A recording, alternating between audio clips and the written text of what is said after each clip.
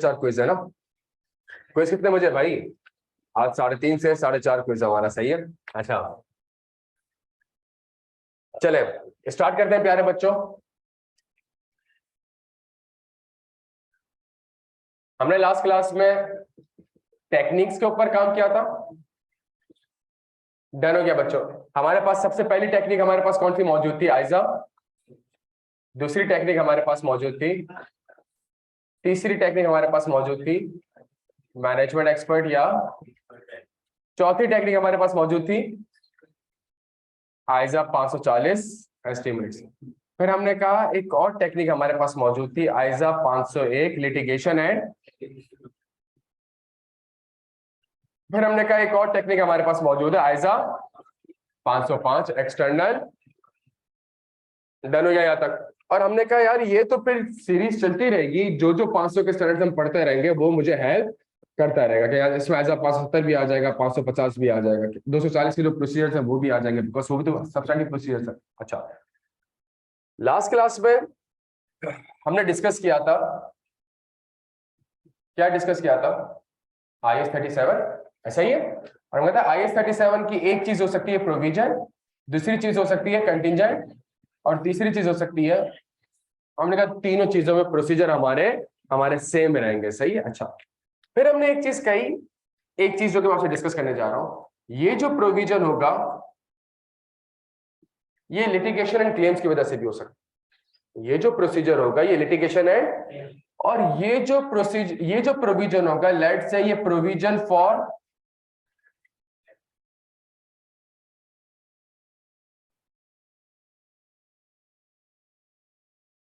ये जो हमारे पास एक और चीज होगी वो होगी प्रोविजन फॉर वारंटीज, सही है। अब प्रोविजन फॉर वारंटी में लीगल काउंसिल से इंक्वायरी करना और लॉयर को कंफर्मेशन भेजना, ये सेंस, हालांकि ये भी प्रोविजन है बच्चों, ये भी हमारे पास क्या है, तो हमारे पास पेपर में जो प्रोविजन दो चीजें आती हैं, या तो कोई लिटिगेशन एंड क्लेम चल रहा होगा तो उसके अगेंस्ट प्रोविजन होगा, या आपका बिजनेस ऐसा है कि आपने फॉर एग्जांपल वारंटीज वगैरह दे रहे हैं तो प्रोविजन फॉर वारंटी भी होगा। क्या यहाँ तक बात समझ आती है? अच्छा प्रोविजन फॉर वारंटी जब होगा तो इस केस के लिए प्यारे बच्चों मुझे आइजा 501 हेल्प सेंस बनता है ना। अगर मैं एक होंडा वाले अगर क्या कहते हैं प्रोविजन फॉर वारंटी रिकॉर्ड करते हैं तो आप उसके लॉयर से तो नहीं पूछेंगे ना, लॉयर को कंफर्मेशन तो नहीं भेजेंगे। तो यहाँ पे आज की क्लास में जो हम पढ़ने जा रहे हैं, क्या पढ़ने जा रहे हैं? प्रोविजन फॉर, और फिर इसी तरीके से हम receivable, payable, cash and bank loan, इस सब भी डायग्राम बनाएंगे और इसके अंदर जो कॉन्सेप्ट हमारे रह गए थे उसको हम पूरा करने की कोशिश करेंगे। अच्छा हमारे पास प्रोविजन फॉर वारंटी के लिए अगर आइजा 501 अप्लाई नहीं होगा तो क्या अप्लाई होगा? अगर आइजा 501 अप्लाई नहीं होगा मेरे बच्चों तो क्या अप्लाई होगा? सही कह रहे हैं, आइजा 540। सर प्रोविजन फॉर वारंटी में क्या इन्वॉल्व होते हैं सर? एस्टिमेट। जब एस्टिमेट्स इन्वॉल्व होते हैं तो इसका मतलब है यहाँ पे आपको आइजा 540 हेल्प कर सकता है। कैसे हेल्प करेगा आइजा 540? कुछ प्रोसीजर्स थे। क्या प्रोसीजर्स थे? आपने सबसे पहले मैनेजमेंट के प्रोसेस की अंडरस्टैंडिंग लेनी है और इंश्योर करना है is it consistent with the requirement of, आपने टेस्ट ऑफ कंट्रोल्स करना है, आपने एजम्पशंस को देखना है कि क्या एजम्पशन, और आपने सब्सिक्वेंट इवेंट के प्रोसीजर्स परफॉर्म करने। हमारा जो अगला टॉपिक रिस्क के बाद होगा वो सब्सिक्वेंट इवेंट ही होगा, पूरा स्टैंडर्ड रिस्क के ऊपर, ठीक है। ये 4 प्रोसीजर्स हमने आइजा 540 से कॉपी करें। अब कोशिश करते हैं इसको प्रोविजन फॉर वारंटी में लेके आने की कोशिश करते हैं, सही है। अच्छा अगर एक कंपनी है, लेट्स से अगर एक कंपनी है जो कि कार्ड सेल करती है और कार्ड सेल करके कहती है कि जी मैं वारंटी भी दूंगी, तो बताएं ये क्या एजम्पशंस यूज करेगी बच्चों? जल्दी छेती छेती, ये क्या एजम्पशंस यूज कर रही होगी? हाँ जी, वारंटी क्लेम होगी या नहीं, और कितनी जबरदस्त, नंबर ऑफ वारंटी क्लेम, जबरदस्त, बहुत जबरदस्त। पहली एजम्पशन क्या होगी? Number of warranty claim. दूसरा जबरदस्त नेचर। तीसरा आप मैडम क्या कह रही थी? अमाउंट, जबरदस्त। प्यारे बच्चों ये जो हमारे पास होंगी ये हमारे पास एजम्पशंस होंगी। अगर एक बंदे ने पूरे साल में 1000 गाड़ियां बेची हैं तो वो कहेगा कि यार मेरा प्रोविजन फॉर वारंटी अगर मुझे करना है तो मैं ये कहूंगा कि 1000 गाड़ी में से शायद 100 गाड़ियां हाँ जी वारंटी के लिए आएंगी। लेकिन 100 के 100 गाड़ियों में एक जैसा मसला नहीं होगा, और जब मसला एक जैसा नहीं होगा तो उसकी कॉस्ट भी एक जैसी नहीं होगी। तो nature of claims for example 100 में से 30 का मसला क्लच का होगा, 50 का मसला ब्रेक का होगा, 20 का मसला लेट से कोई इंजन वगैरह का।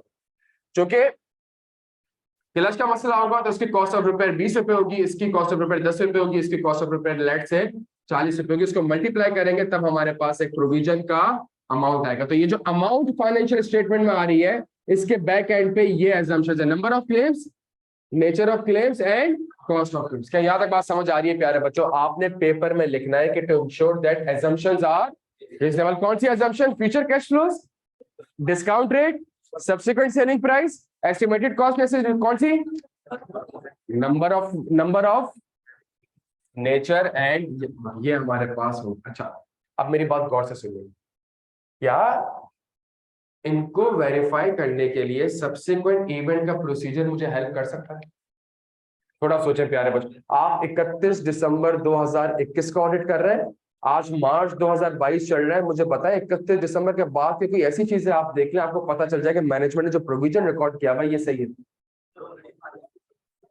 हाँ जी, मैनेजमेंट कहती है भाई अगले साल 100 आएंगे, मेरा एस्टिमेट ये है, 3 महीने गुजर चुके हैं और 40-50 क्लेम्स ऑलरेडी आ चुके हैं। जो 40-50 क्लेम्स आए वो इस 30-50-20 के रेशियो में नहीं आए हुए, वो उसका रेशियो ही अलग हो रहा है लेट से, और जो एक्चुअल कॉस्ट हुई है वो ये नहीं है। तो इसका मतलब है सब्सिक्वेंट इवेंट का प्रोसीजर आपको हेल्प कर सकता है। आप कहोगे यार मुझे दिखाओ सब्सिक्वेंटली कितनी गाड़ियां आई हैं, ठीक है, कितनी गाड़ियां प्रोविजन के लिए आई है या वारंटी क्लेम होने के लिए आई है, और आप देखेंगे कि उसमें से कौन से क्लच के मसले के लिए आई है, कौन से ब्रेक के मसले के लिए आई है, कौन से इंजन के मसले के लिए आई है।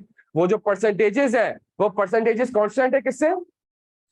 जो मैनेजमेंट ने प्रोविजन फॉर वारंटी किया हुआ है और उसके अगेंस्ट जो एक्चुअल कॉस्ट इंकर्ड हो रही है। बिकॉज ईयर एंड के बाद अगर वारंटी क्लेम में कोई चीज आएगी तो एक्चुअल कॉस्ट इंकर्ड, तो एक्चुअल कॉस्ट को आप जल्दी जो एस्टिमेटेड कॉस्ट थी उससे आप कंपेयर कर सकते हैं। क्या यहां तक बात समझ आती है? तो हम लोग जब नॉर्मली ऑडिट कर रहे होते हैं, लाइक एक बैटरी बनाने वाली कंपनी थी, बड़ी मशहूर कंपनी थी, उसका जब मैंने ऑडिट किया था तो उसमें भी यही आ रहा था। क्या आ रहा था? Provision for warranty.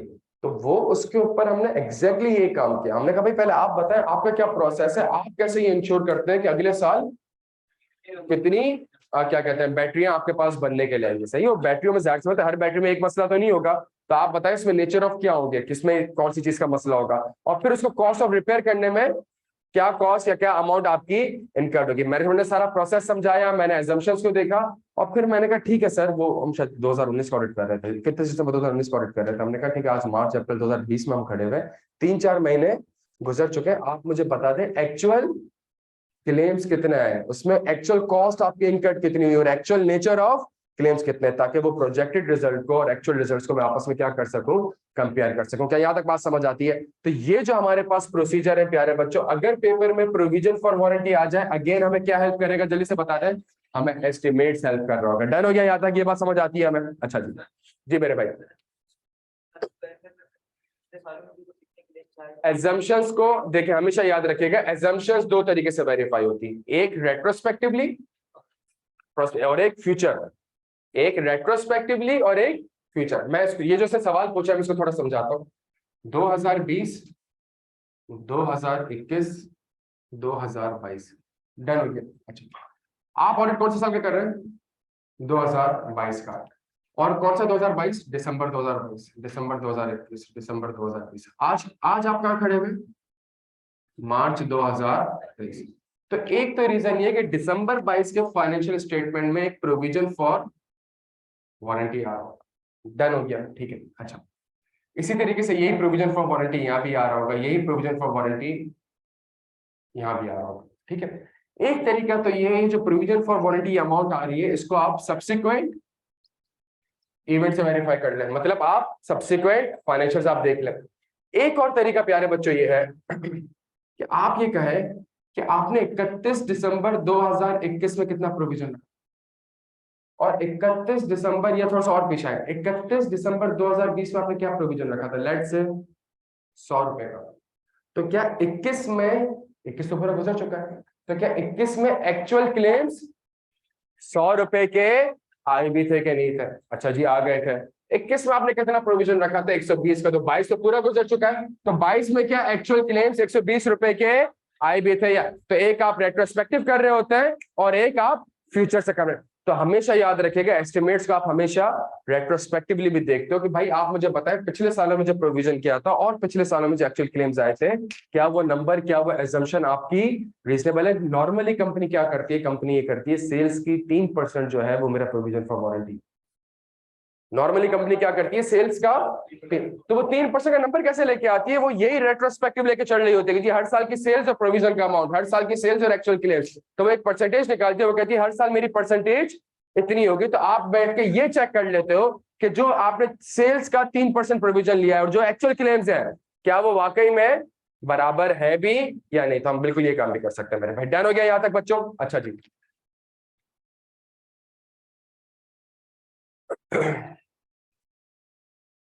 Last class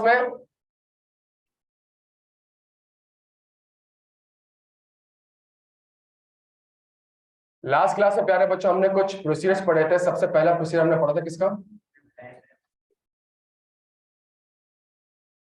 bank balance, ऐसा ही है। दूसरा हमने पढ़ा था किस चीज का?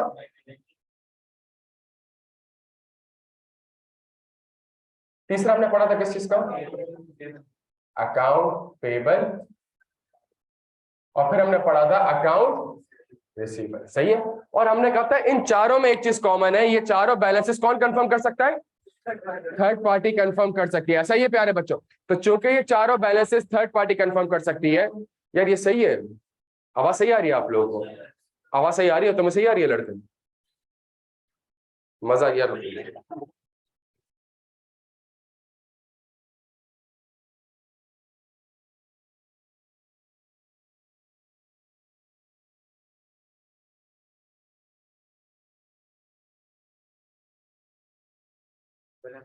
अब आ रहा है मजा? हाँ, चलो सही है। ओके। चले जी। अच्छा, इनकी बातें ऐसी होती है। हकीकत में ये कुछ भी नहीं है। वो गालिब का एक शेर है ना कि बिठा के यार को पहलू में रात भर गालिब, जो कुछ नहीं करते वो कमाल करते हैं। हाँ?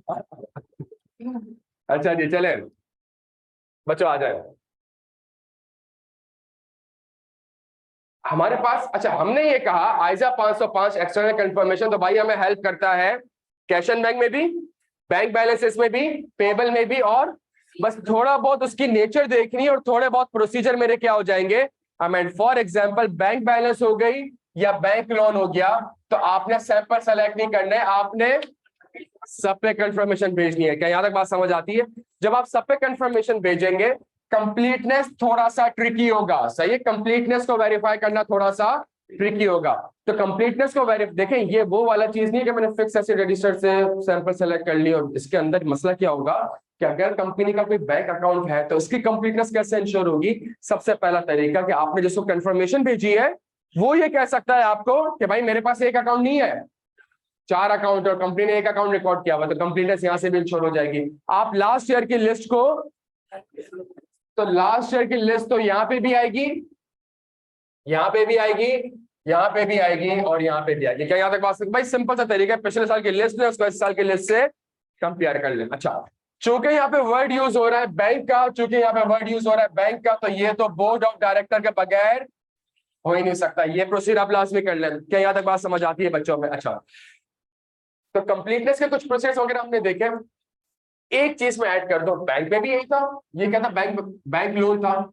बस एक चीज याद रखिएगा, जब बैंक लोन की वैल्यूएशन में आप होंगे किसमें, बस यहाँ पे एक प्रोसीजर आपको करना पड़ेगा।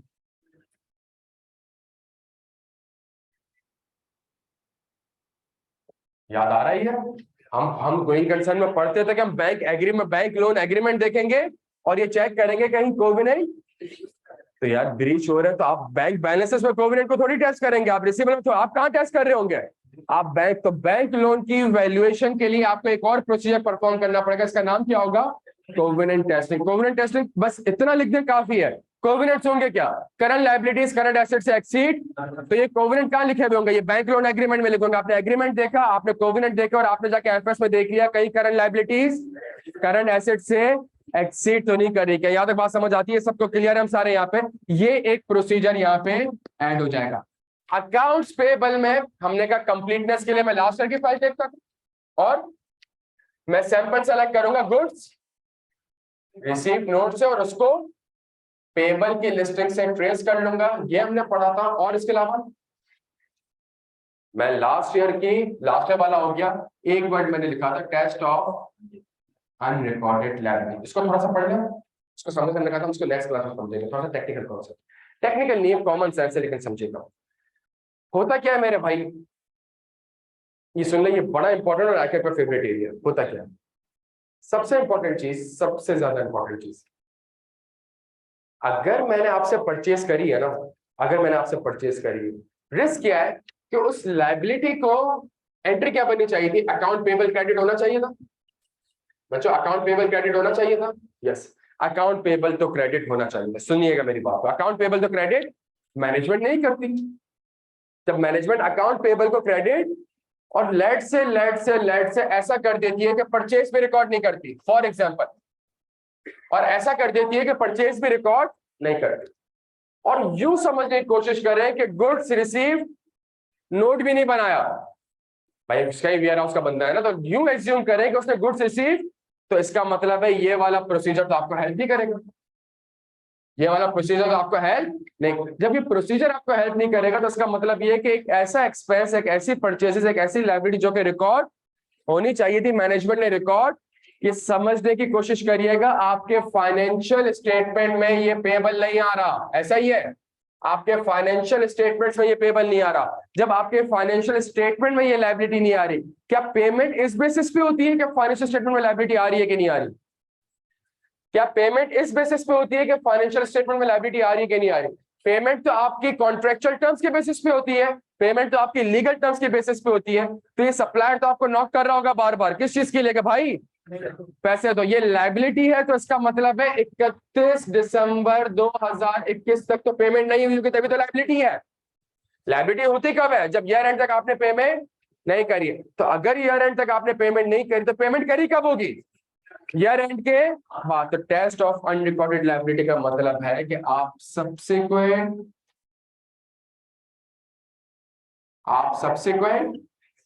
बैंक स्टेटमेंट्स देख लो, और सब्सिक्वेंट बैंक स्टेटमेंट में दो चीजें आ रही है, डेबिट आ रहा होगा, क्रेडिट आ रहा, मतलब एक तरफ पैसा आ रहा होगा और एक तरफ पैसा, कौन सी साइड देखूं? जहां पैसा जा रहा, मतलब बैंक स्टेटमेंट वो जहां पे मैंने मेरी पेमेंट्स आ रही होंगी, उन पेमेंट्स में से मैं कुछ सैंपल्स को सेलेक्ट करूंगा, उन पेमेंट्स में से मैं कुछ सैंपल को सेलेक्ट करूंगा, और सैंपल सेलेक्ट करके कहूंगा मैं कि भाई ये जो पेमेंट हुई है 150 मिलियन की, ये पेमेंट ईयर एंड के बाद हुई है, तो ये पेमेंट ईयर एंड के बाद ही हुई है, तो जो 150 मिलियन की पेमेंट है इसके मुझे सपोर्टिंग डॉक्यूमेंट्स दिखाओ। क्या सपोर्टिंग डॉक्यूमेंट्स दिखाओ? मुझे सप्लायर की इनवॉइस भी दिखाओ, मुझे गुड्स रिसीव नोट भी दिखाओ। अगर तो गुड्स रिसीव नोट की डेट 25 दिसंबर 2021 आ रही है, खुदा का वास्ता सुने, अगर तो गुड्स रिसीव नोट की डेट 25 दिसंबर, मैं कहूंगा इसका मतलब है एक ऐसी चीज, एक ऐसे गुड्स, एक ऐसी सर्विसेज जो कि मैं ईयर एंड से पहले रिसीव कर चुका हूं, ईयर एंड के बाद पेमेंट करी है, तो इसका मतलब है ईयर एंड पे ये मेरी क्या आनी चाहिए? लायबिलिटी। मैं जाके उसको ढूंढूंगा अकाउंट पेबल के रजिस्टर में कि क्या यहाँ पे ये लायबिलिटी आ रही है। अगर यहाँ पे लायबिलिटी आ रही है इसका मतलब है लायबिलिटी रजिस्टर बिल्कुल सही है। अगर यहाँ पे लायबिलिटी नहीं आ रही तो मैं कहूंगा यार ये क्या हरकत करी, पेमेंट ईयर एंड के बाद करी है, माल ईयर एंड। अच्छा, अगर इसकी डेट 25 जनवरी, तो भाई ऐसा भी तो हो सकता है 25 जनवरी 2021, क्या ये लायबिलिटी में आना चाहिए? आप जाकर चेक करेंगे कि लायबिलिटी में आप नहीं रहा, बिकॉज आपने गुड्स ही ईयर एंड के, तो आपकी लायबिलिटी भी ईयर एंड के बाद एग्जिस्ट करती है, ईयर एंड पे एज एट दिसंबर 31 पे एग्जिस्ट नहीं करती। क्या यहां तक बात समझ आती है? ये प्रोसीजर मेरा कहलाता है, कौन सा कहलाता है? Test of unrecorded liability. बच्चों क्लियर है? हम सारे यहाँ पे डन हो गए। यहाँ पे ये अकाउंट पेबल में एक थोड़ा सा ट्रिकी कॉन्सेप्ट है जिसको आई कैप बहुत ज्यादा फ्रीक्वेंटली एग्जामिन कर रहा होता है, सही है? अच्छा, इसी में अकाउंट पेबल की कंप्लीटनेस के लिए मैं एक काम ये कर सकता हूं कि जब आप एक कंपनी का ऑडिट करते हैं ना, तो कंपनी का ऑडिट करते हुए आप उसकी बहुत सी अंडरस्टैंडिंग ऑब्टेन कर चुके, जब बहुत सी अंडरस्टैंडिंग ऑब्टेन कर चुके होते हैं तो आप फाइनेंशियल स्टेटमेंट जब देखते हो तो आप कहते हैं यार ये वाली लायबिलिटी भी आनी चाहिए और ये लायबिलिटी आ नहीं रही, तो आपके अंडरस्टैंडिंग के बेसिस पे भी आप लायबिलिटी की कंप्लीटनेस, फॉर एग्जांपल अगर आप आईक्यू का ऑडिट करेंगे तो कौन कौन सी लायबिलिटीज आनी चाहिए यार बच्चों, अगर आप आईक्यू का ऑडिट करेंगे तो कौन कौन सी लायबिलिटीज आनी चाहिए? हाँ जी,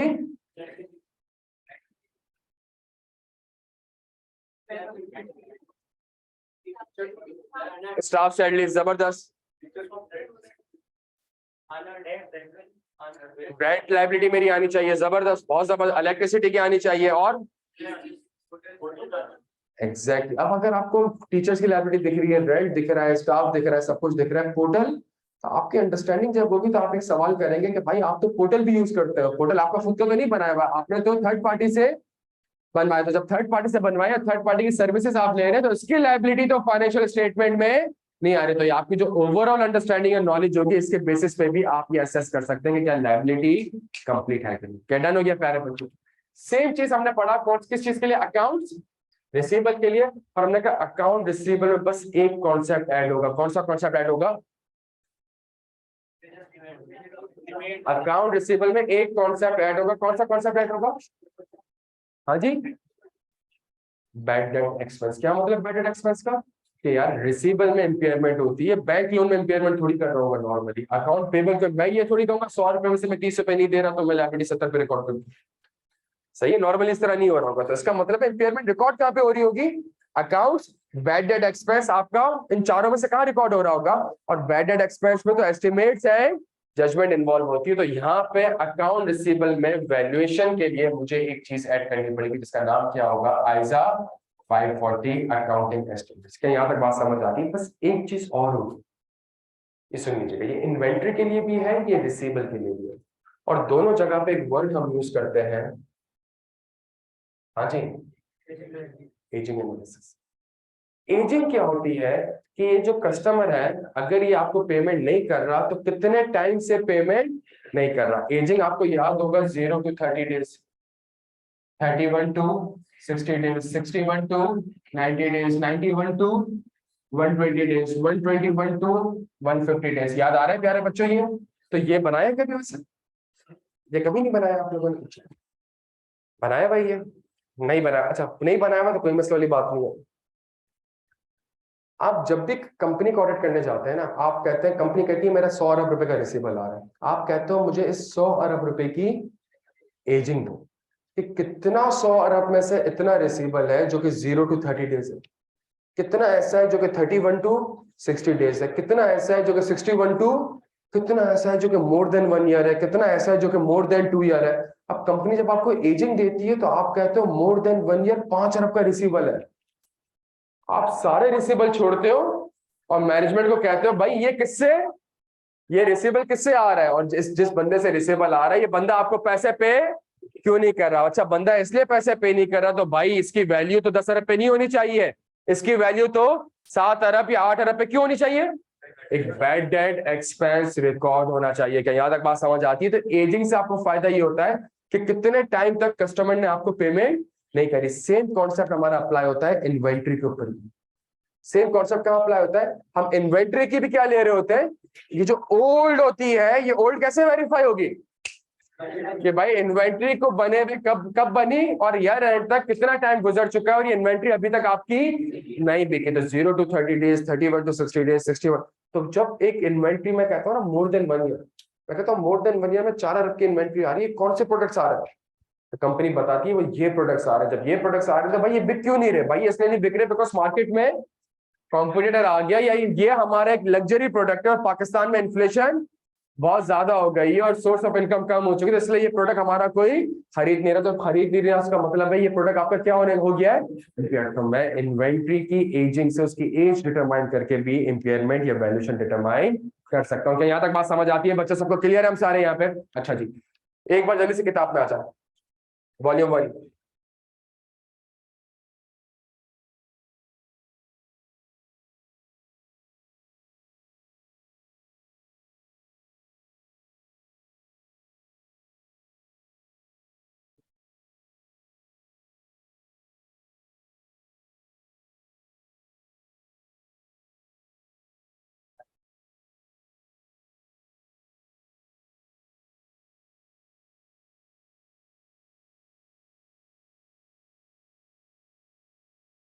बच्चों पेज नंबर 51, जल्दी छेती छेती, बल्कि नहीं 51 भी नहीं, पेज नंबर 48 पे आ जाओ।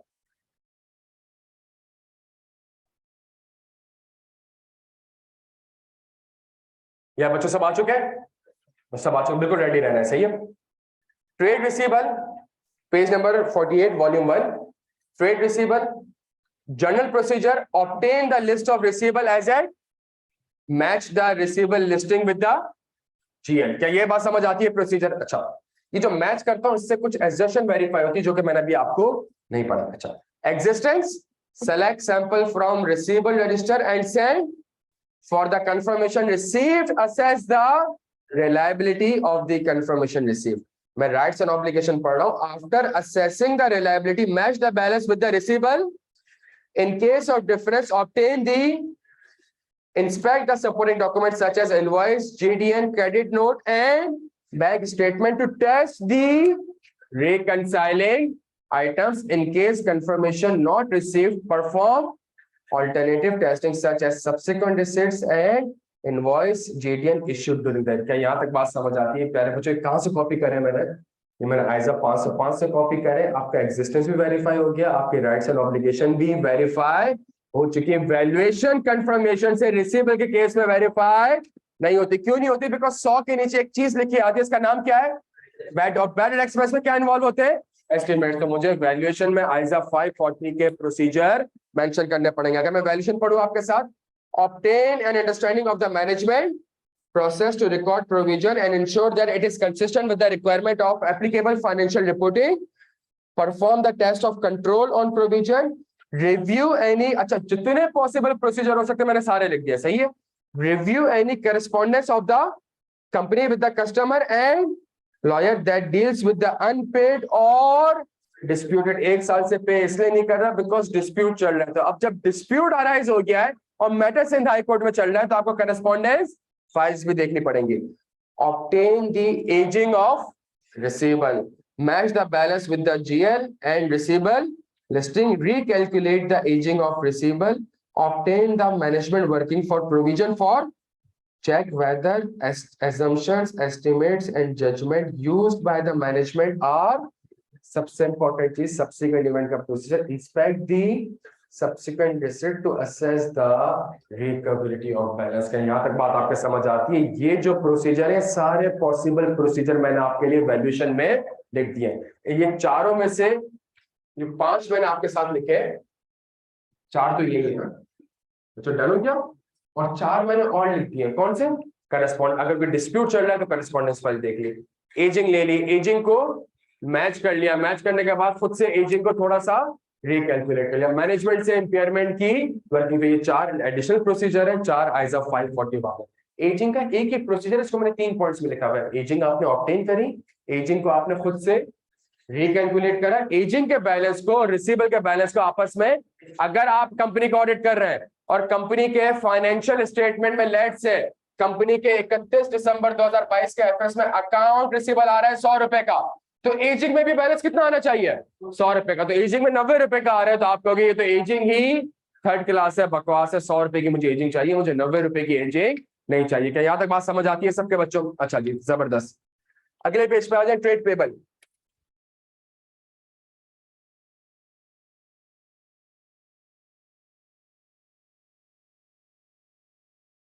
Journal procedure, obtain the list of trade creditor as at match the, ये उल्टे हाथ से कंपेयर करते हैं ना, बिल्कुल सेम है। ये उल्टे हाथ पे देखते रहिएगा प्यारे बच्चों, सब कुछ एग्जैक्टली सेम है। Select sample from trade payable listing. अब यहाँ पे एक कॉन्सेप्ट चल रहा है, selection of nil balances and low balance is important and send confirmation. मसला क्या है, जब ट्रेड पेबल की लिस्टिंग आपको मिलेगी तो वो कहेगा कंपनी ए से मुझे, कंपनी ए को मुझे 2 रुपए पे करना और कंपनी बी को तो कोई पैसा पे करना ही नहीं है। इसका आप ये नहीं कहेंगे ये इममटीरियल है, आप ये नहीं कहेंगे, क्या नहीं कहेंगे? ये इममटीरियल है, इसको मैं कंफर्म। ये तो रिस्क ही ये है कि लायबिलिटी तो मैनेजमेंट ने रिकॉर्ड की, जो रिकॉर्ड नहीं की होगी तो यहाँ पे तो रिस्क ज्यादा है इस चीज का कि लायबिलिटी रिकॉर्ड नहीं करेगी तभी तो 2 रुपए की लायबिलिटी आ रही है। ये लायबिलिटी तो जब आप सैंपल सेलेक्ट करेंगे तो नील बैलेंसेस को और लो बैलेंस को लाजमी सेलेक्ट करना है। क्यों सेलेक्ट करना है मेरे भाई? बिकॉज आपका लायबिलिटी में रिस्क क्या होता है? ओवर स्टेटमेंट कि मैं थोड़ी लायबिलिटी ज्यादा, कौन सा रिस्क होगा? तो अंडर स्टेटमेंट कहां फॉल करी होगी, कहां ज्यादा और होगा? इन सैंपल्स में ज्यादा और होगा प्यारे बच्चों। Select sample from trade payable listing, selection of nil balances and low balance is important, send confirmation for the response received, assess the, match करते रहेगा उल्टे हाथ से, बिल्कुल सेम है प्यारे बच्चों, सही है। मैं राइट्स और ऑब्लिगेशन में आ रहा हूं। After assessing the liability match the amount of confirmation with the list of, वहां पे क्या लिखा हुआ रहा होगा?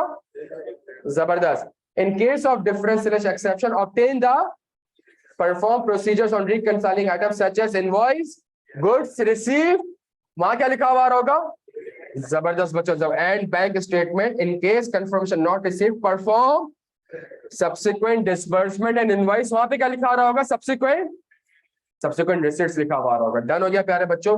और वैल्यूएशन के लिए कोई अलग प्रोसीजर परफॉर्म करने की जरूरत नहीं है। इसी आइजा 505 से आपकी वैल्यूएशन की असर्शन भी वेरीफाई हो चुकी है। क्या ये सेंस बनता है प्यारे बच्चों? हम लायबिलिटी मेजिंग क्यों नहीं ले रहे मेरे भाई? हाँ जी, हम लायबिलिटी मेजिंग क्यों नहीं ले रहे? वैसे नॉर्मली लेते, मैंने लिखा नहीं है, क्यों नहीं ले रहे? हम पेमेंट 10 साल तक ना करें, आपकी बुक्स में लायबिलिटी रहेगी।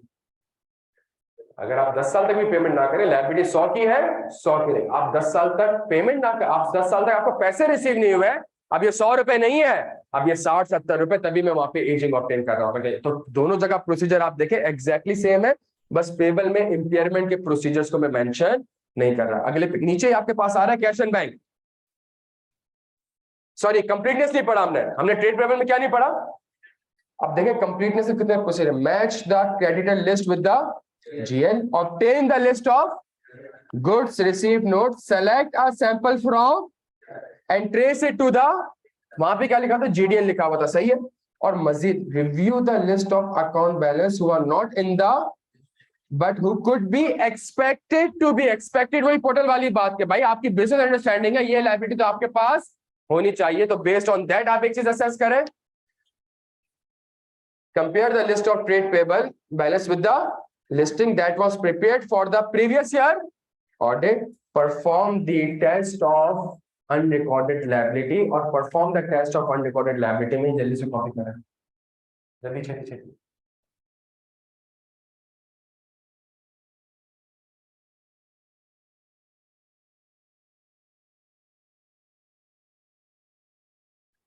जी मेरे भाई,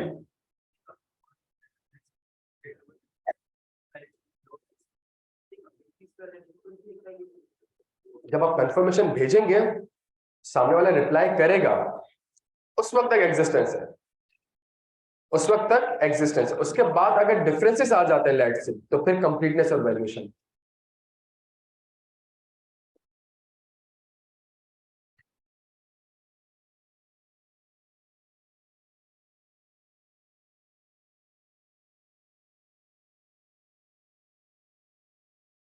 सैयद नकी कट ऑफ हम पीएनएल आइटम के लिए देखते हैं, बैलेंस शीट आइटम के लिए नहीं देखते।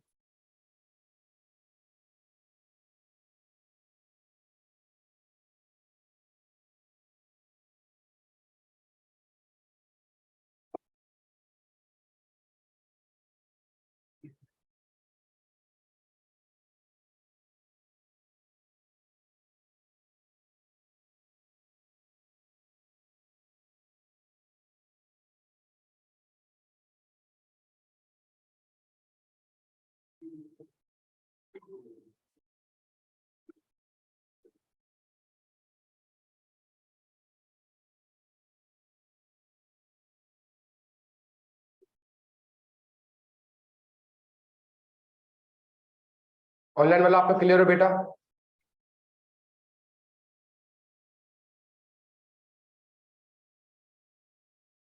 सैयद नकी आप क्लियर है बेटा, जो आपका सवाल था?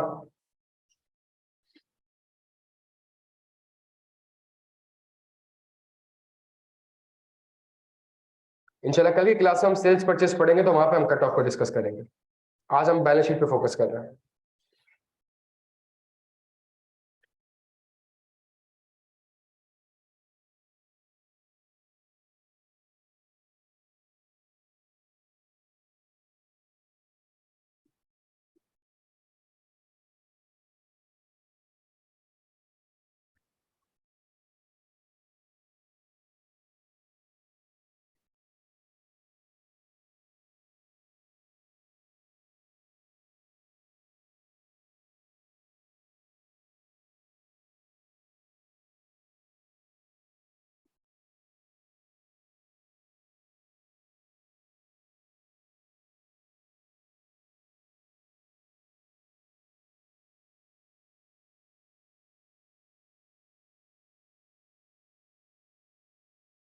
चले जी। अच्छा जी, कैश एंड बैंक, मैं आपको 1 मिनट दे रहा हूं, कैश एंड बैंक को खुद इंडिविजुअली एक बार रीड करें जल्दी से प्यारे बच्चों, नीचे कैश एंड बैंक लिखा हुआ आ रहा है।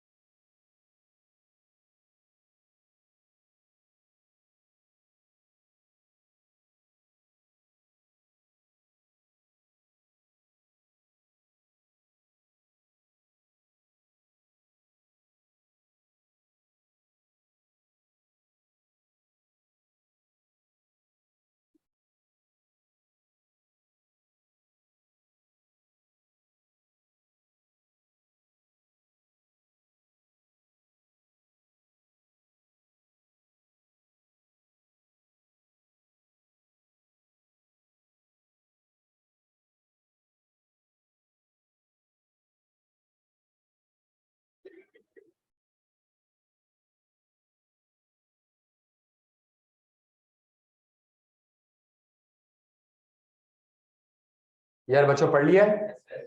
एक फर्क है, 100% होगा, सैंपल नहीं होगा। प्लस अगर आप यहाँ पे देखें कैश एंड बैंक में ऑल्टरनेटिव, रिसीवेबल में ऑल्टरनेटिव ऑडिट प्रोसीजर दिख जाएगा, पेबल में दिख जाएगा, यहाँ पे ऑल्टरनेटिव, प्लस कंप्लीटनेस का आपको कुछ प्रोसीजर दिख जाएंगे। मैनेजमेंट या दोस्त साबित गवर्नेंस से इंक्वायरी कर सकता हूँ, कैसे उसके मिनट्स ऑफ दी मीटिंग देख सकता हूँ, और जो कंफर्मेशन जो रिसीव्ड होगी, जो मेरा भाई आप कह रहे थे, आपने जो लास्ट क्लास में पूछा था, for the confirmation received review the replies received to evaluate whether outstanding balance as per the confirmation agree to the accounting records और जीएल। यहां से भी मेरी कंप्लीटनेस इंश्योर हो सकती है। कैसे? वो कहता है मेरे पास 2 अकाउंट खुले हुए और 150 का बैलेंस आ रहा है, मैं कहता हूँ मेरे पास एक अकाउंट खुला हुआ है और 50 का, इसका मतलब दूसरा अकाउंट आपने रिकॉर्ड किया ही नहीं है। यहाँ तक बात समझ आती है बच्चों? ये हमारे पास कंप्लीटनेस के, इसके आगे आप कंप्लीटनेस में एक चीज और ऐड कर सकते हैं, लास्ट ईयर की लिस्ट को इस साल की लिस्ट से जल्दी से लिख लेना प्यारे बच्चों, हाथ क्या लिखें।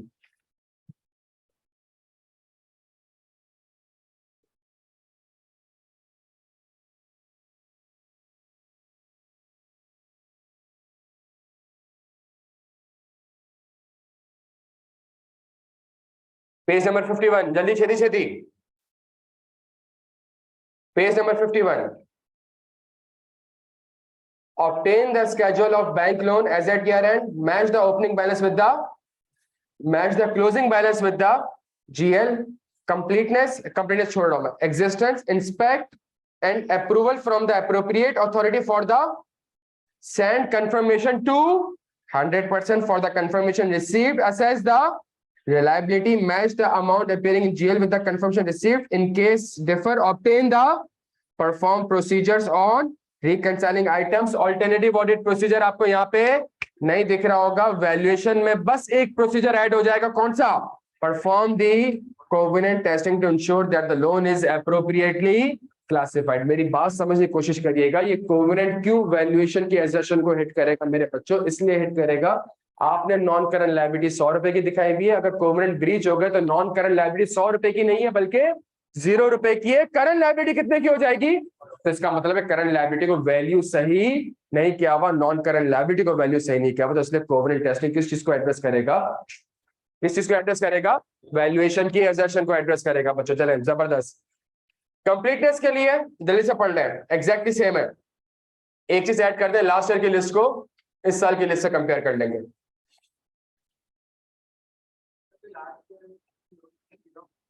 सॉरी, तो आप इंक्वायरी करेंगे तो इंक्वायरी करके आपको यही कहेगा कि भाई तो रीपे हो गया।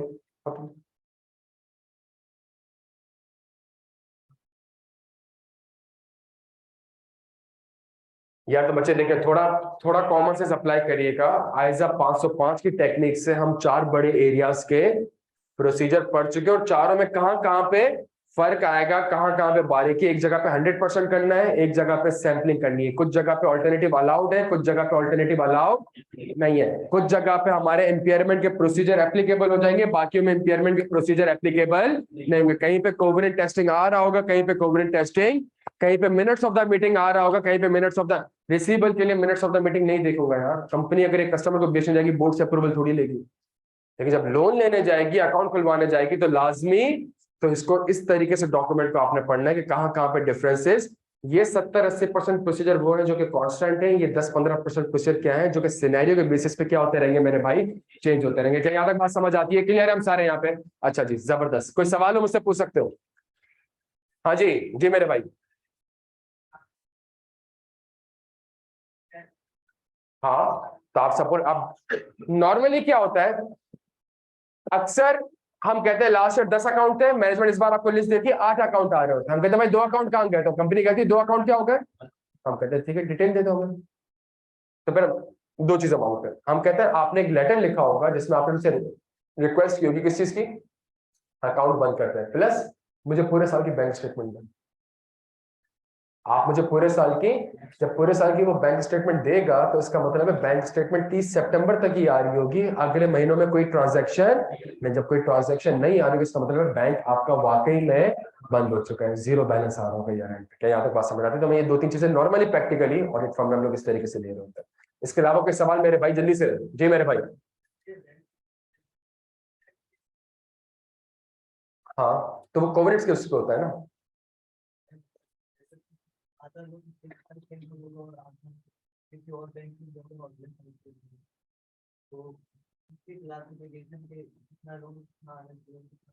अच्छा, वो जो चीज कहलाती है ना वो डिस्क्लोजर कहलाती है। एक अकाउंट बैलेंस होता है, एक क्लास ऑफ ट्रांजैक्शन होता है, और तीसरा होता है presentation and disclosure. For example, वहां जो एग्जाम्पल में तुम्हें प्रोविजन दिख रहा है वो अकाउंट बैलेंस है, लेकिन जो कॉन्टेंजेंट लायबिलिटी दिख रही है वो कोई अकाउंट बैलेंस नहीं है, वो डिस्क्लोजर। प्रेजेंटेशन एंड डिस्क्लोजर की जब हम एजेशन पढ़ेंगे तो इंशाल्लाह उसको डिस्कस कर लेंगे। ठीक हो गया मेरे भाई? नॉर्मली प्रोसीजर ये होगा इसका। इसका सवाल आप समझ रहे हैं? इसका सवाल ये है कि सर नॉन, एक लोन आपने लिया है 5 साल के लिए और 100 रुपए का लोन लिया हुआ है, अगले 4 साल में आपने 80 पे करना है और अगले साल आपने 100 रुपए पे 20 रुपए पे करना है, तो 80 रुपए नॉन करंट लायबिलिटी है, 20 रुपए, तो फिर आप एग्रीमेंट इंस्पेक्ट कर लेंगे, इंस्पेक्ट द एग्रीमेंट, और जो रीपेमेंट स्केड्यूल देखेंगे तो उससे आप उसकी प्रेजेंटेशन देख लेंगे कि क्या ये प्रेजेंटेशन इसकी 80 और 20 रुपए में ठीक हुई है कि नहीं। तो ये प्रोसीजर आप ऐड कर सकते हैं। डन हो गया मेरे भाई? यहाँ तक कोई सवाल हो तो पूछ सकते हैं, जल्दी छेती छेती। क्या पढ़ लेते हैं? तो कब से क्या कर रहे थे? अभी क्या पढ़ लेते हैं? कौन सी चीज? कौन सी चीज? इसको पढ़ लिया ना? नहीं तो जब मैं पढ़ा था तब आप क्या कर रहे थे? हाँ, मेरी आवाज में मजा नहीं आ रहा था? नहीं, एक सेकंड, तुम खड़े हो?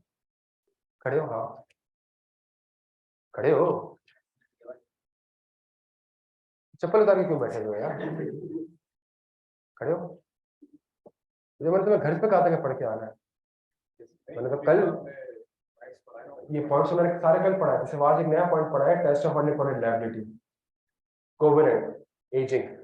इसके अलावा तो आपने घर से पढ़ के आना था सारा। पढ़ा है?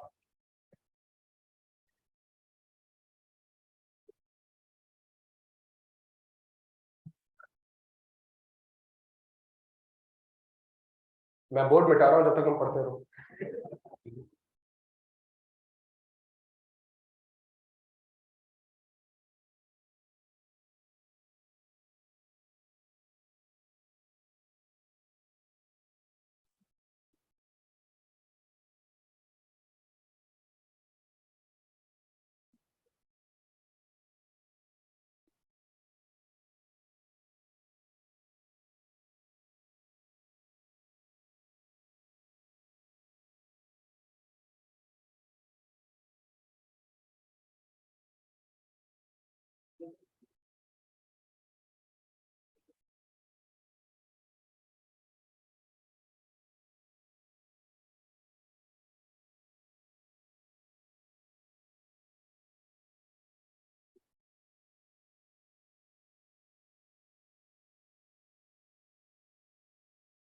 जी मेरे भाई।